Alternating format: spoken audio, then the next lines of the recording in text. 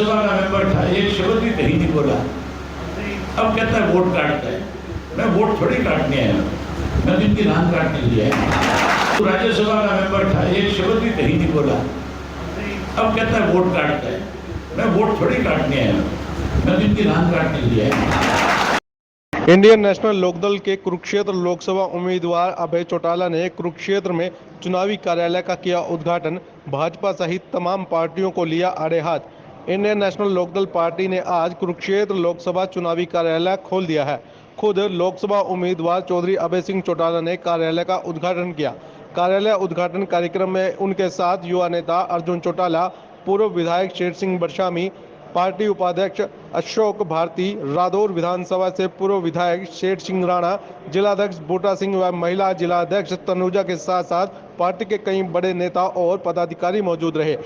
कार्यालय उद्घाटन कार्यक्रम में भारी संख्या में कार्यकर्ता और समर्थक भी मौजूद रहे। अभय सिंह चौटाला ने जहां मंच पर कार्यकर्ताओं से एकजुट होकर चुनाव में जीत सुनिश्चित करने की बात कही, तो वहीं मंच के माध्यम से भाजपा, कांग्रेस और आम आदमी पार्टी को आड़े हाथों लिया। उन्होंने कहा कि भाजपा और आम आदमी पार्टी ने अपने उम्मीदवार दिल्ली से लेकर मैदान में उतारे हैं, तो वहीं कांग्रेस कुरुक्षेत्र लोकसभा चुनाव से पीछे हट चुकी है। उन्होंने कहा कि कांग्रेस बिल्कुल पूरी तरह से सिमट चुकी है। भाजपा और जननायक जनता पार्टी के नेताओं का गांव में घुसने पर लोग विरोध कर रहे हैं। लोग ना तो भाजपा को वोट देंगे और ना ही गठबंधन को, सिर्फ और सिर्फ इंडियन नेशनल लोकदल पार्टी को वोट देंगे, क्योंकि पार्टी ने उनके अधिकारों की लड़ाई लड़ी है। चुनाव की शुरुआत कर दी। सबसे पहले हमारे कार्यकर्ताओं ने हल्के वाइज जो है हमने डोर टू डोर की जिम्मेवारी लगाई थी। मुझे जो फीडबैक मिली है कि 90% कुरुक्षेत्र लोकसभा क्षेत्र को हमारे साथियों ने डोर टू डोर कवर कर दिया। लोगों में बहुत उत्साह है। मैंने सब 30 गांव किए हैं और गांव के लोगों का जोश और उत्साह देखने वाला है।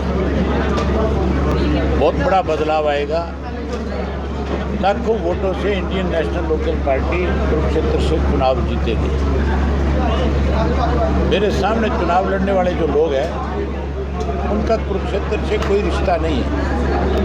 नवीन जिंदल को 10 साल लोगों ने लोकसभा का मेंबर बनाया, लेकिन पिछले 10 साल में एक दिन भी कुरुक्षेत्र के अंदर नहीं आए। इस 10 साल में बहुत अलग अलग घटनाएं हुई, बहुत सारे एजिटेशन हुए। सरकार ने इस 10 वर्ष में बहुत सारे लोगों को परेशान किया।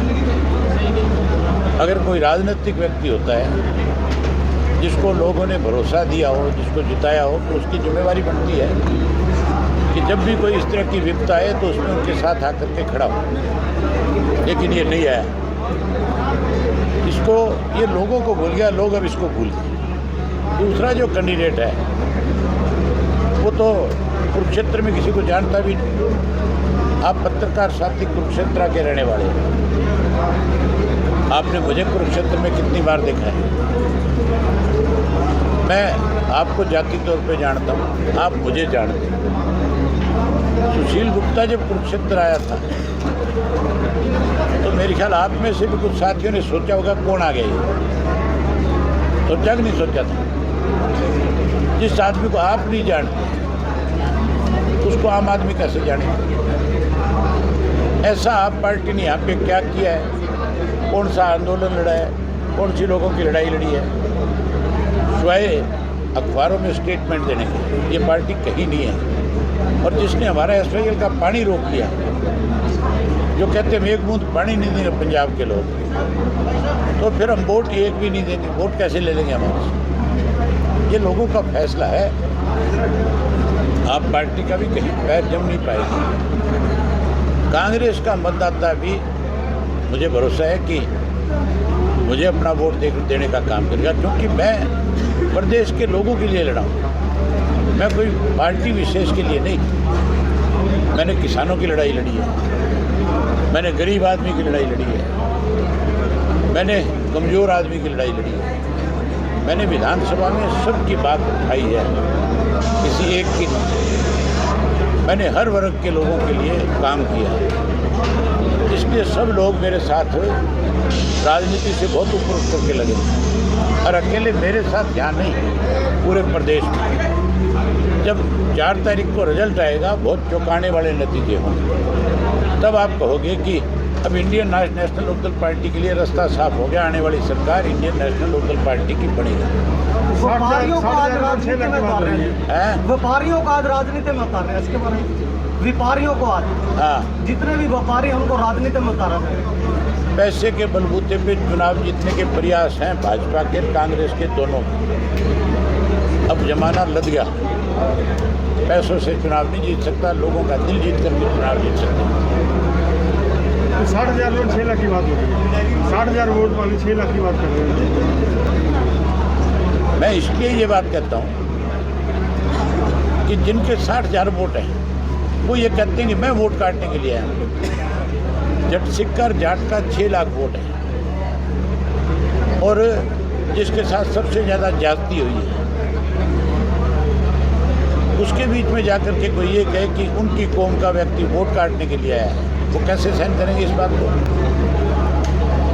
अब इसका मतलब तो यहाँ पे जो है भाईचारा खराब करने के लिए आए हो। हमने भाईचारा बनाया है, हमने कभी बनिए की, जाट की, पंजाबी की या शेड्यूल कास्ट की राजनीति नहीं करी। हमने हर जाति, ये अशोक अरोड़ा आपके सामने रहा, उदाहरण है कुरुक्षेत्र का, कितने लंबे समय तक हमारी पार्टी का प्रेसिडेंट रहा था। अगर हम जात पात की राजनीति करते तो अशोक अरोड़ा प्रधान कैसे बनते? हमने सम्मान किया हर जाति का, लेकिन ये जाति पाति का जहर घोलने इसलिए लोगों को बताना जरूरी है। तो कांग्रेस का क्या रहेगा? कांग्रेस अभी तो साथ दे रही है, लगता साथ देगी किसका? आम आदमी पार्टी साथ नेता दे सकते हैं, मतदाता नहीं देगा। मतदाता मुझे वोट देगा क्योंकि मैंने उनकी लड़ाई लड़ी।